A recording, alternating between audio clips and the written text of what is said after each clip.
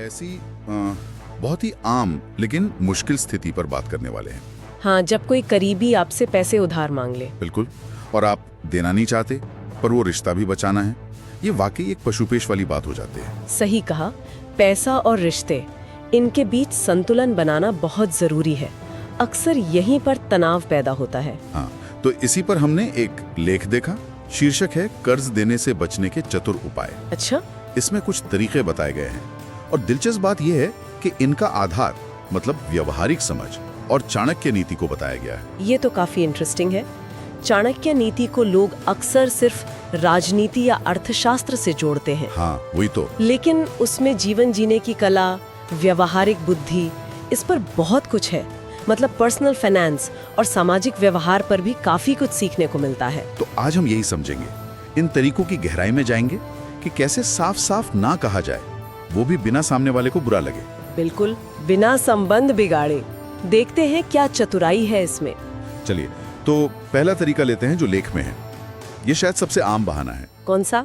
भाई आजकल हाथ थोड़ा तंग चल रहा है, या मैं खुद थोड़ा टाइट हूँ। ये तो बहुत सुना है। हाँ, ये बहुत ही कॉमन है। पर अगर चाणक्य के नजरिए से देखें ना, तो ये सिर्फ बहाना नहीं है। अच्छा। हाँ, ये अपनी सीमा जानने का सिद्धांत है।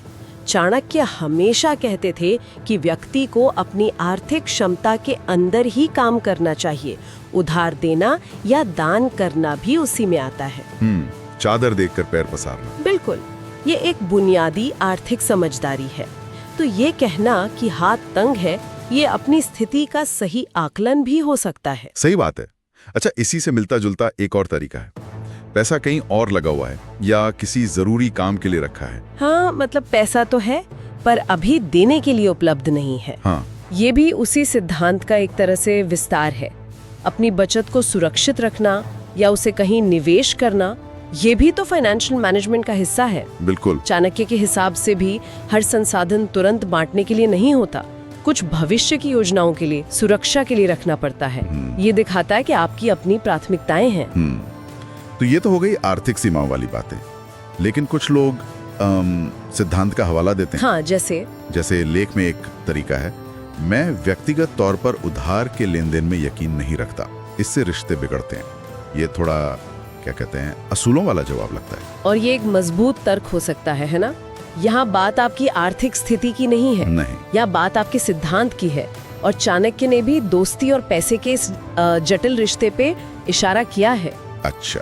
हाँ, उनका मानना था कि पैसे का लेन देन अक्सर करीबी रिश्तों में कड़वाहट ला ही देता है।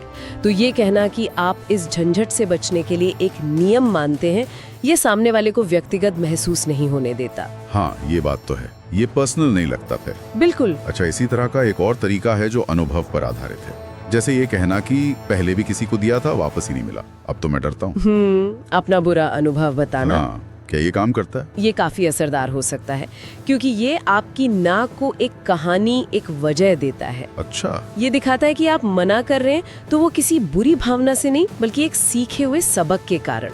और चाणक्य ने अनुभव से सीखने को बहुत महत्व दिया है। हाँ, ये तो है। आपका पिछला अनुभव आपके आज के फैसले को वजन देता है। बस इसमें थोड़ा ध्यान रखना होता है कि आप शिकायती ना लगे। हाँ, वो बैलेंस बनाना जरूरी है। ठीक है। और एक तरीका जो सीधे रिश्ते पर ही फोकस करता है। वो कौन सा? कि अगर मैंने पैसे दिए और मान लो कल को तुम लौटा नहीं पाए, तो हमारे बीच की बात खराब हो जाएगी और मैं ये रिश्ता खराब नहीं करना चाहता। ये काफी भावनात्मक रूप से परिपक्व तरीका है। हाँ, इसमें सीधे रिश्ते को बचाने की बात है। बिल्कुल।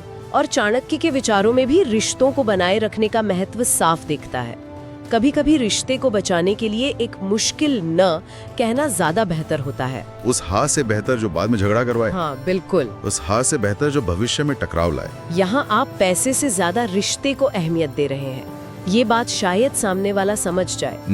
उम्मीद तो यही रहती है। अच्छा, ये सारे तरीके तो सीधे न कहने या इशारा करने के थे, पर एक आखिरी तरीका है जो थोड़ा अलग है। कौन सा? मुझे सोचने के लिए थोड़ा समय दो। ये तो टालने जैसा नहीं लगता। पहली नजर में लग सकता है कि ये टालमटोल है, पर ये एक बहुत महत्वपूर्ण रणनीति भी हो सकती है। कैसे? देखिए, चाणक्य तुरंत और बिना सोचे समझे फैसले लेने के सख्त खिलाफ थे। समय मांगना आपको दो चीजें देता है। एक तो उस वक्त जो दबाव होता है उससे राहत मिल जाती है, हाँ ये तो है। और दूसरा आपको स्थिति का ठीक से आकलन करने का और बाद में शांति से सोच समझकर अपना जवाब तैयार करने का मौका मिलता है। अच्छा, मतलब बाद में भी मना कर सकते हैं सोच समझकर? हाँ, जरूरी नहीं है कि आप हाँ ही कहें, आप सोच समझकर भी विनम्रता से मना कर सकते हैं। ये आपको अपनी प्रतिक्रिया पर नियंत्रण देता है। ये बात भी सही है। तो हमने देखा कि पैसे उधार देने से बचने के कई तरीके हैं। हाँ, काफी सारे। कुछ अपनी आर्थिक स्थिति पर आधारित, कुछ सिद्धांतों पर, कुछ अपने अनुभव पर और कुछ समय लेने की रणनीति पर। बिल्कुल। मकसद सबका एक ही है, शालीनता से, विनम्रता से मना करना। हाँ, और ध्यान देने वाली बात यह है कि ये सिर्फ बहाने नहीं है। इनमें से कई तरीकों के पीछे गहरी समझ है, चाहे वो चाणक्य नीति से प्रेरित हो या सामान्य जीवन के अनुभवों से। सही कहा। अपनी सीमाएं जानना, रिश्तों को प्राथमिकता देना, अनुभव से सीखना, सोच समझकर फैसला लेना, ये सब परिपक्व व्यवहार के संकेत हैं। तो अंत में मुद्दा सिर्फ न कहने का नहीं है, बल्कि सम्मानजनक तरीके से अपनी बात रखने का है। कैसे कहा जाए वो ज्यादा जरूरी है। बिल्कुल सही। बात कहने के तरीके पर ही निर्भर करती है। हाँ, और जाते जाते एक विचार छोड़ जाते हैं श्रोताओं के लिए। जरूर। हमने बात की पैसे उधार न देने की, लेकिन क्या किसी की मदद करने के और भी तरीके हो सकते हैं बिना सीधे पैसे दिए? हाँ, ये सोचने वाली बात है। शायद कोई सलाह देकर या किसी और संसाधन से जोड़कर या किसी और तरह की सहायता करके। इस पर भी सोचा जा सकता है। जरूर सोचा जा सकता है। बहुत अच्छा पॉइंट।